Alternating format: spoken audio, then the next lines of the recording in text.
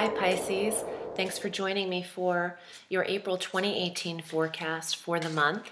I am shuffling the Lover's Path Tarot by Chris Walder, and it's really romantic and beautiful.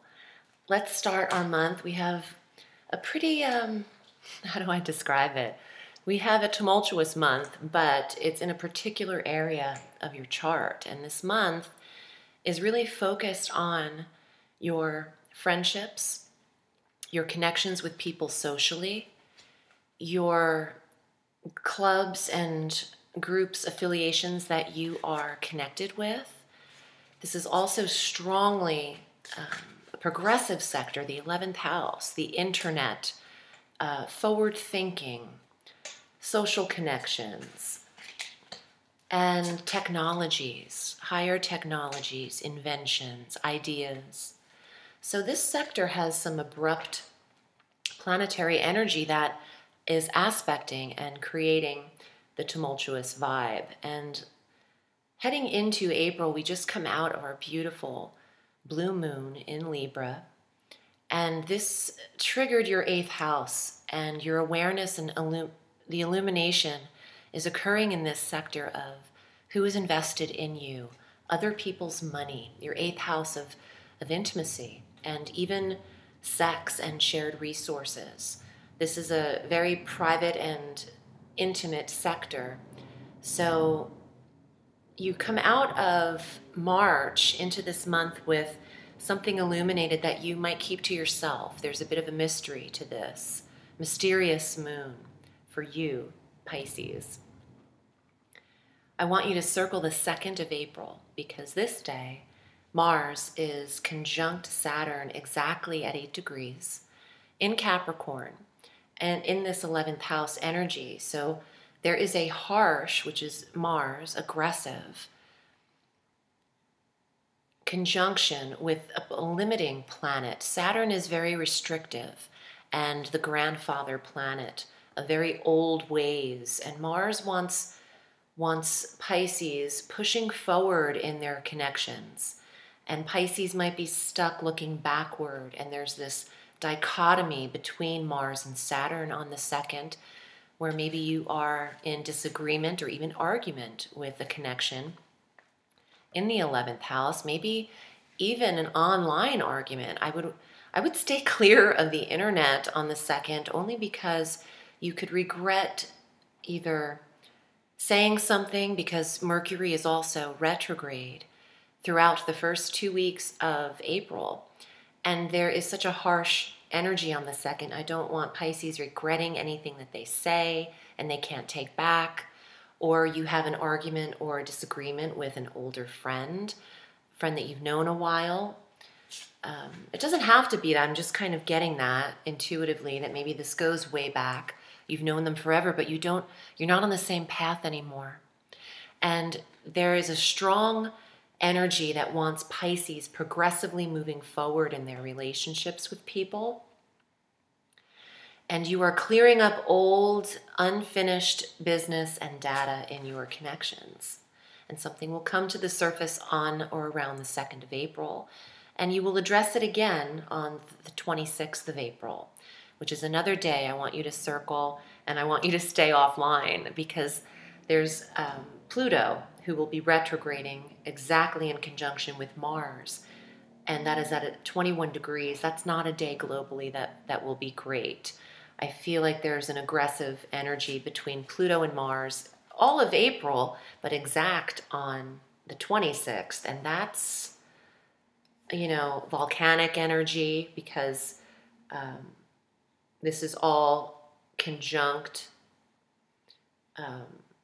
Saturn, Pluto, Mars, and Saturn in this party in Capricorn. I'm not liking the taste of that. I feel like, personally, yes, you'll be learning lessons, all in the area of who you are truly connecting with, friendship, clubs, who you're affiliated with. You're changing it up. You want your name, or maybe you're marketing yourself online, and you want yourself connected only in a certain light, or only in a certain image or group of friends. Something like that. But that's good. It's good to be discerning, which is Saturn, in these areas, because you don't need to be all over the map. You know, stay in your lane. I'm noticing a lot of this online. It's ridiculous. When people are just feeling like they're an expert in every field, stick with what you're good at and hone in on your specific skill. You know, dabbling all around a few minutes in every topic, people won't take you as seriously. Stay in your lane, and then you have something to really push forward with when Mercury goes direct on the 15th, and Mars can assist in this area to help you kind of push forward after some of these harsher aspects, and that might be looking a little bit into May. On the 14th, oh no, I'm sorry, I skipped ahead. On the 7th, the moon crosses over this conjunction of Mars and Saturn in Capricorn and adds to it an intuitive area for Pisces to really see how they can align themselves correctly in their relationships with people. If you're wondering how to disconnect with people that you've known for a long period of time, some of this energy has to come from just you not participating and not being fake. So you'll know something will be seen around the 7th and 8th with the moon coming into play and crossing over these harsher energies in this Capricorn sector for Pisces.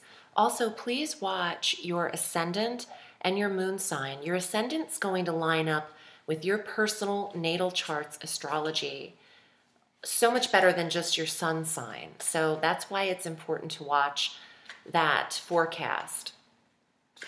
Okay, so on the 14th, Jupiter aspects Pluto. He'll sextile this planet's energy in that 11th house where Pluto's in Capricorn, but also in the 9th house at 21 degrees.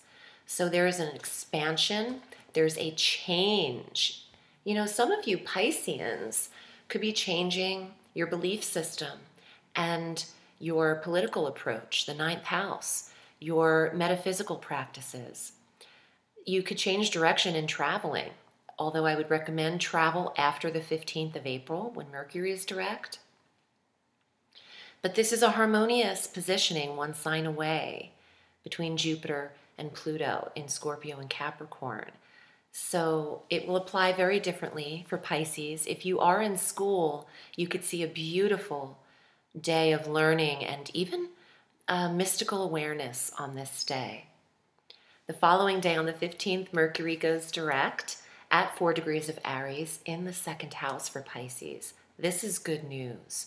The new moon is also this day on the 15th, and that's at 26 degrees of Aries in the 2nd house of self-worth, self-confidence, self-value, what you are worth, who believes in you, and your own self-assurance.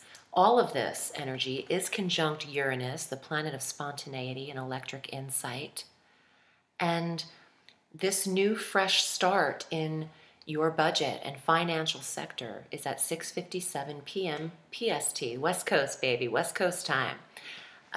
But you can always convert the time. I just wanted to say that. For some reason, I was inspired to put the time in this forecast. On the 17th, Chiron is leaving Pisces. Chiron has assisted you in healing old wounds. And Pisces is now able to release that planet's energy as Chiron shifts into your budget, your 2nd house, your financial sector. And Juno, the asteroid Juno, is also there. That same day, on the 17th, Saturn retrogrades at 9 degrees of Capricorn in that 11th house, conjunct a retrograde Pluto and a direct Mars. Gosh, you really have, maybe you're not speaking to a friend and you've already had this instance happen or this, argument or disagreement, and it's resurfacing this month in different pockets and different areas because these planets are triggered. And especially if you have natal positionings, look at your charts. And if not, book a reading with me. We'll go over it together. On the 19th, the sun enters Taurus, your communication sector, giving you some replenished energy from the Mercury retrograde. You will Love local travel at this time, local day trips, weekend trips, driving in your car, things close to you in the neighborhood. And this really shines upon your relationship with your siblings. And the life force is the sun, so there's a beautiful energy in this third house of siblings, local travel, and how you relate to others. And if you're a writer or journalist, or you're editing, or you're making videos, you're marketing yourself, this is a beautiful time for you to shine in that area. On the 24th, Venus enters Gemini, and this provides a harmonious energy into the 4th house of your home and environment. So you have the decorating urge. You want to beautify your surroundings and make comfortable areas that you can relax in. You might entertain in the home or have females in the home environment. This also is great for the connection with your mother at this time. On the 29th, we have our full moon at 9 degrees of Scorpio, conjunct Jupiter at 5:58 p.m. PST. This is our big wind moon, and this is in the 9th house. There's closure in a course that you were taking. For those of you getting your PhDs, you're studying, higher certifications, this is the time that you could receive them. There's a return from a big trip abroad. This is the foreign travel sector. Conjunct Jupiter, this is a big trip. And the full moon is the ending. So I feel like Pisces is returning around the end of May. Let's get to the cards. I'm so excited to see what comes up as usual. And if you'd like to book with me, I am available at audreyalison.com. You would select your desired reading length via the PayPal button, and I'll get back to you in a day or two to set that up. Also, your VIMEO on-demand medium messages are available for March, as well as April in just a few days, so you might want to check them out. And my tarot course is still available if you're interested. There's some data after these videos that comes up. Okay, here are your cards, Pisces, for April. Temptation. This, number 15 in the tarot, is the Devil card. This is a Saturn energy. This is that restrictive energy planet and limitations and what you feel trapped or bound to. And you could feel this obviously in that 11th house where this restrictive energy rests for the time being. Let's see what else is here. The 5 of Arrows. This is the 5 of Swords. And that's not the most comfortable card.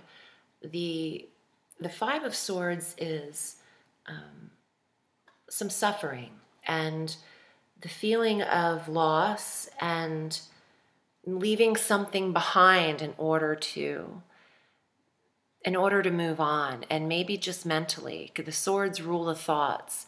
So it's not really a card of action, moving on, but moving on in how you are relating. Maybe moving on from some friendships here that you feel that you've reached the ceiling in these experiences with people and you need to move forward.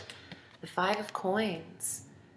Some Pisces might be missing all of their opportunities around them because they're too busy looking down and not looking up and around you. And your money will be replenished. So if you're feeling in the first half of the month until the 15th, I see, because Mercury's been retrograde in your money sector, there's been some depletion and things have come in a little slower than usual for Pisces rising. And now things will start to move forward. There's a sense of replenishment here. Balance, the card of Temperance. Venus, it says at the top, and Vulcan. This story. So having moderation and having just enough that you need, keeping an even approach, beautification, divine timing, and it's the card of Sagittarius in the tarot, and this is the card of Saturn and Capricorn. So that Saturn Capricorn energy is present here. Some of you Pisceans are healing from connections with people who have hurt you, and you are establishing new friendships because they came along with your past, and you might need to create some new ones, is what I'm hearing. And if you feel the need to let go of habit, it's a beautiful time at any full moon to release bad addictions or habits. And with the Devil card or temptation, that is an addictive card.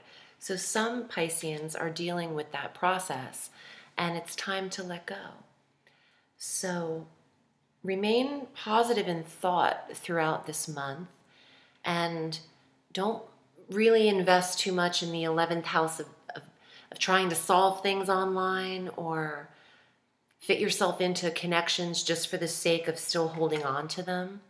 There's some endings here in the 11th house, but there's also some harsh energy, and you don't want to find yourself at the center of it. So take a back seat to all of that in April. Thank you so much, Pisces. I hope this was helpful. I'm wishing you a beautiful month of April. Remember, the sky is limitless, so reach for the stars.